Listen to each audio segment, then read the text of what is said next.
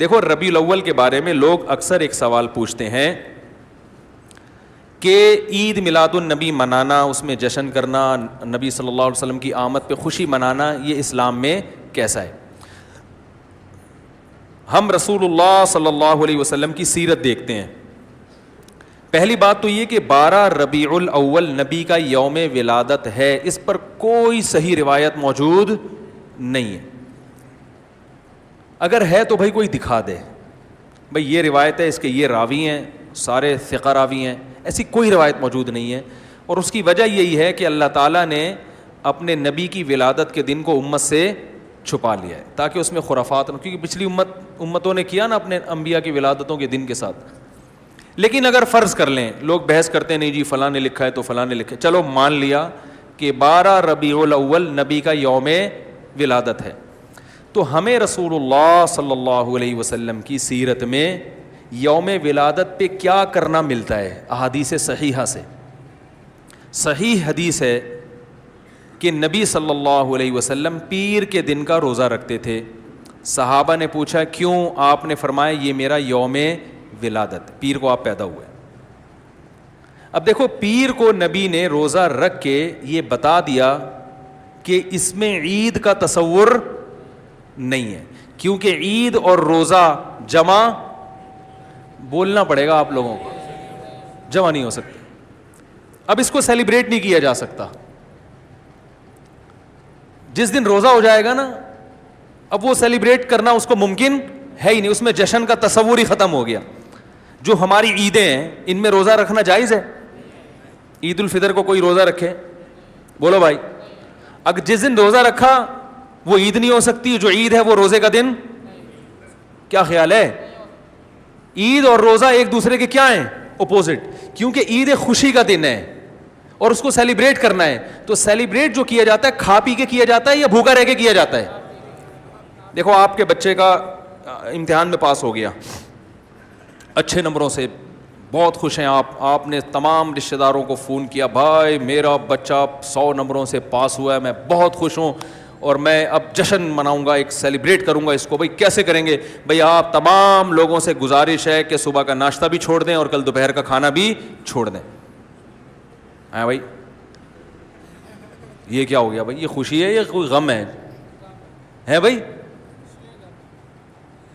روزہ کوئی غم کی علامت نہیں ہے, لیکن خوشی بھی نہیں ہے. خوشی کا مطلب خوشی کو سیلیبریٹ کرنا نہیں ہے, منانا. خوش ہونا ایک الگ چیز ہے, خوشی منانا. بھائی خوش ہونے پر تو ہم بھی کوئی پابندی نہیں لگا رہے کہ آپ 12 ربیع کو خوش ہو جائیں, مسئلہ ہے خوشی منانا. منانے کا صرف عید کو خوش ہونے پر کبھی بھی نہیں منائی جائے گی, صرف عید کے دن یا کوئی خوش یعنی یا کوئی کھانا کھلا کے. تو آپ کے بچہ 100 نمبروں سے پاس ہوا, آپ نے کہا کہ ہم خوشی منائیں گے. بھائی کیسے منائیں گے؟ آپ بھی کھانا چھوڑ دیں اور ہم بھی کھانا لے. بھائی وہ کہیں گے بھائی پہلے ہم اس طرح تو ہوگا کہ آج ہم زیادہ کھائیں گے, اس طرح تو منائی جاتی ہے. تو یہ بات سمجھ میں آ گئی. دوسری بات, دوسری دلیل, جمعے کا دن بھی چھوٹی عید ہے نا, اس کو بھی عید کہا گیا ہے روایتوں میں.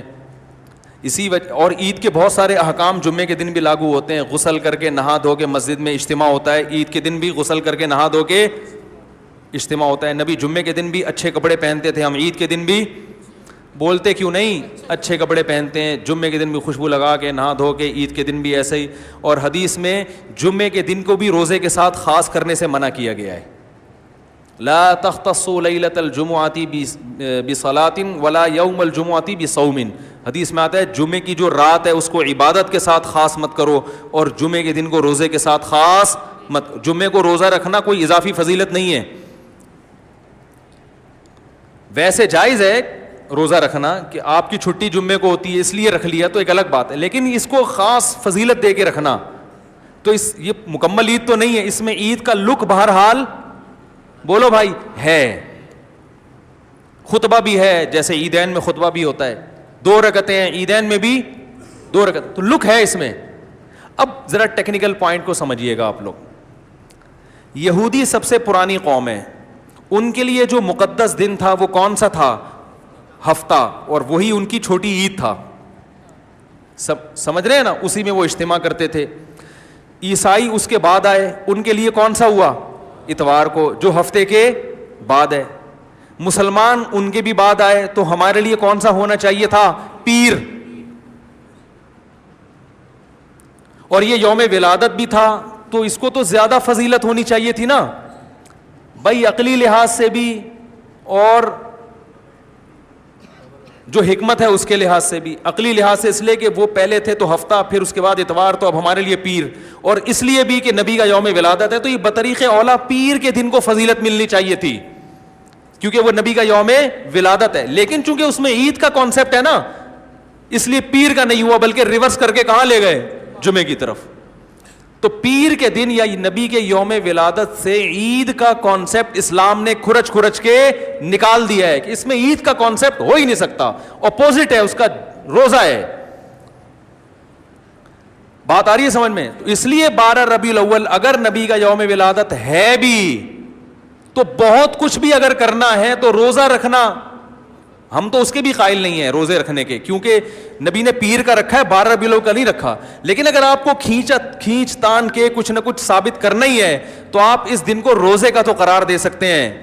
آپ اس دن کو سیلیبریٹ کرنا یا عید قرار دینا آپ کے لیے ممکن, قرآن و سنت نبی کی تعلیمات کے مطابق عید کا دن قرار دینا ممکن نہیں ہے, آپ ممکن نہیں ہے. دوسری بات, ابھی بات مکمل نہیں ہوئی ہے, ایک پوائنٹ اور رہ گیا. اسلام میں عیدیں صبح کے وقت ہوتی ہیں, رات کو عیدیں غیر مسلموں کی ہوتی ہیں. کرسمس زیادہ جوش و خروش سے کم منایا جاتا ہے رات کو, کیونکہ اس میں ڈھول ڈھمکے ہوتے ہیں, لائٹنگ ہوتی ہے. لائٹنگ رات کو جچتی ہے, دن میں لائٹنگ بولو بھائی نہیں. جبکہ اسلام کے جو تہوار ہیں وہ کب ہوتے ہیں؟ صبح کے وقت. صبح آپ اشراق کے وقت آؤ گے, نماز پڑھو گے, سوئیاں کھاؤ گے, گلے ملو گے, پتلی گلی سے نکل لو. عید الاضحیٰ میں بھی صبح آؤ گے, نماز پڑھو گے, قربانی کرو گے, گوشت کھاؤ گے, ٹھیک ہے نا. یہ سب کام تبھی فقہاء نے لکھا ہے کہ مغرب کی نماز کے بعد جانور کو قربان کرنا مکروہ ہے, جائز ہے مگر مکروہ, کیونکہ شاعر اسلام میں سے دن میں ہوگا. یہ رات کو شریعت نے اس لیے نہیں رکھا کہ رات کا وقت نا گناہوں کی طرف لے جاتا ہے. جب خوشی منائی جاتی ہے تو رات کو انسان ٹریک سے ہٹنے کا خطرہ زیادہ ہوتا ہے. جبکہ 12 ربیع الاول کو جو عید منائی جاتی ہے وہ دن میں زیادہ منائی جاتی ہے یا رات کو؟ ساری لائٹنگ رات کو ہوتی ہے, سارے جو نعت اور میوزک کے ساتھ وہ سب کب ہو رہا ہے؟ رات کو. یہ خود اسلام کے مزاج کے خلاف ہے. تو پتہ ہی چلتا ہے بھائی, بہت معذرت کے ساتھ, کسی پہ طنز مقصد نہیں ہے. دیکھو اللہ اس کے رسول صلی اللہ علیہ وسلم کو فالو کرنا یہ عشق نبی ہے اصل. یاد رکھو, محبت میں جذبات پہ کنٹرول کرنا یہ زیادہ مشکل کام ہے, اور جذبات سے ہٹ کے, جذبات سے مغلوب ہو جانا یہ آسان بہت ہے, لیکن یہ حقیقی محبت کی علامت نہیں ہے. جب محبت ہو نا کسی کو, تو اپنے جذبات کو حدود کے اندر رکھ کے انسان محبت کا اظہار کرے.